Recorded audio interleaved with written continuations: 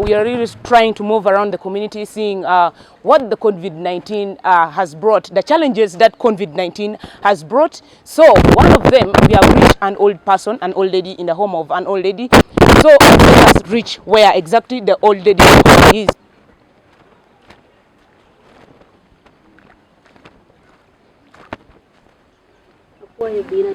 Apoya by Malang. Apoya. Yinu lueninga. Ni Angelina Chan. Angelina Chan. Beru dahoto. Dahoto. Eno Chan do kome petie. Chan do kome pe. Utunu reporter metia koboni yina cheli ye pehotieni karayer charyo ni nugi norma chama. Eta man Chan en ko kompeha me tuo coronavirus.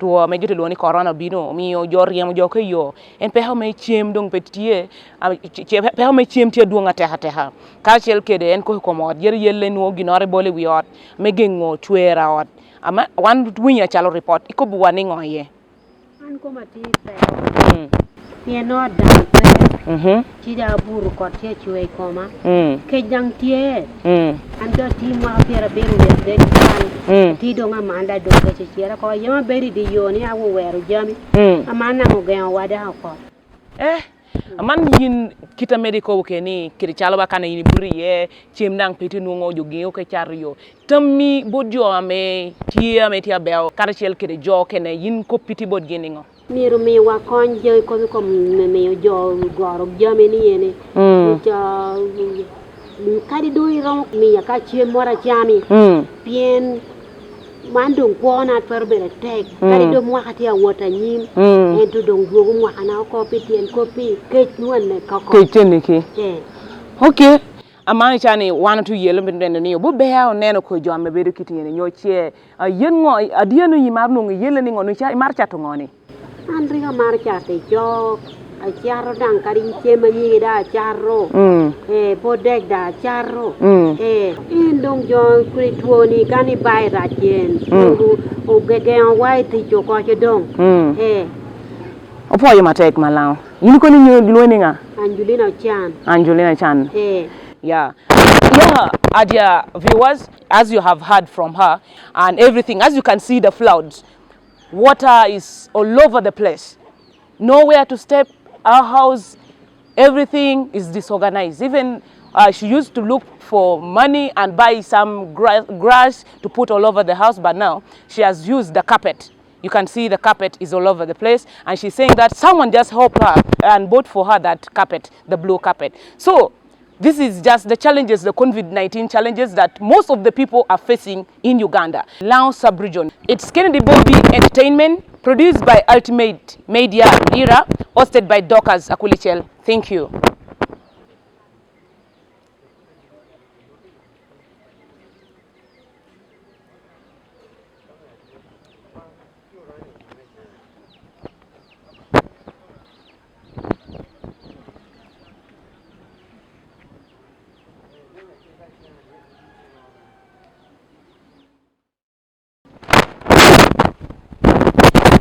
About only entertainment, but this time it's sadness. So that's why we are struggling as Kennedy Bobie Entertainment, produced by Ultimate Media, hosted by Dr. Sakulichel. This is also another case that we have in the same village, Ginger Camp,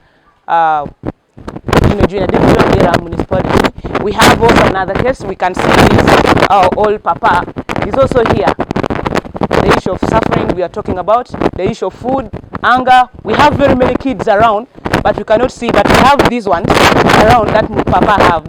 As you can see where he is, we have the old papa. Itiningo.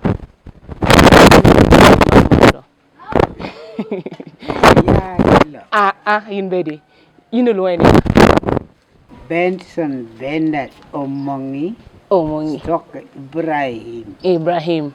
Yeah. 1 or 2 about to neno pikame jo tia nung kareman me coronavirus. Ni ron ko buap yen yetu mi jo wora tete jo tiemo ginore no ginoro ni ron ko buap kopor no ko men go koranda kel. Beha me corona.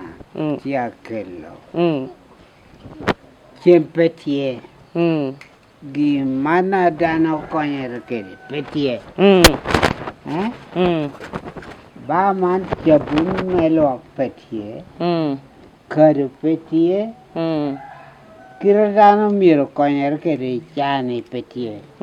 Yeah, man, you going to learning Bibi omoy. Onywala e pierdaka bichiel. Ini de chiel du ma bich. Mando ini chana yinti shimingo. Kira ngwa minti nunke chene. Ina tia bede. Tia kanyo ke.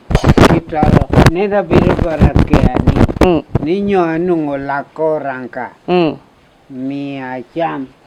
Omio koro ngola te beture. Nwiti moyo kirme chim. Kirme chiem. Okay. This is also another case. We have he told us that he was born in 1936 in Utupe, but right now he's in Lira town. He has been in town for so long. So we are passing through the community, seeing this kind of people, because most of them are suffering, and just because of such thing, COVID-19 challenges, that related challenges that we have in the community, most people have the poverty, hunger, and the issue of money. Those ones who are sick, they are scared of going to the hospital. That in the hospital they might demand for money.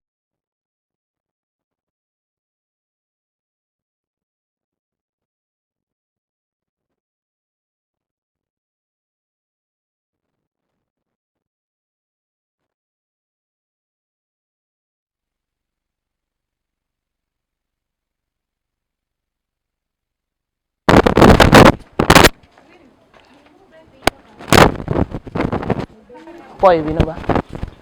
Yeah. Anu luane polisi.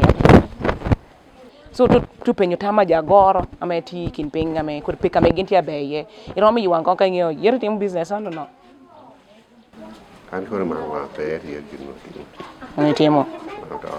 Okay, era ngatu ti ko yi ko business me kelo chien ne pasho. Okay.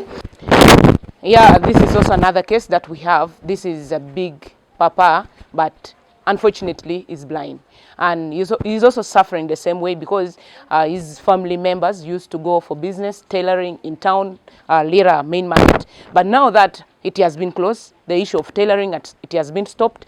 All of them, they have been at home. The issue of the issue of anger, food issue, everything they're suffering. So we are going to listen from him. I'm not going to talk much. He will tell us what the problem is during this COVID-19, because we are looking at COVID-19 related challenges that our community is facing. Apa po ya ba? Yinu lo eninga. Lo Fazil Abubakar. Fazil Abubakar. Abubakar. It's called Fazil Abubakar. Mi wata mi kom pika me coronavirus tukelo ishani. Peki kom duwa. Ini nen na jona ken ko koroni du jome no worti ti kinga be bindi chama ko ni chere chere. Pedo ti ginar mo dano tete mi chane. Me wando ti ton pe mo dunga me. Pe gamenti ron ke lwa kiem kite jote ko ke ni poko wa kisu ku je ke Kampala ya. Wani kane doctor loy do la do. Ti jo ke na tere ya do jo che lo tere mo gadu ko. Ne. Bi ko ku ke.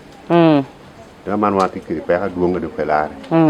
Kum pe ha me chiem ki kena me wuniti no mo. Tie na ken kum du kadi ne nung ku pe ha nu duonga du. Ke ni chiem kya ko na ma chel. Ken chiem na mi dan ko. Ere no ken nu tie. Okay. Yeah, this is Fazil. He's saying that those ones who were in town, if they try to run back in the village, they're always chased back. So they're getting a lot of problems in town, issue of anger, because now there's nowhere that we can go. This is from Fazil. Thank you very much.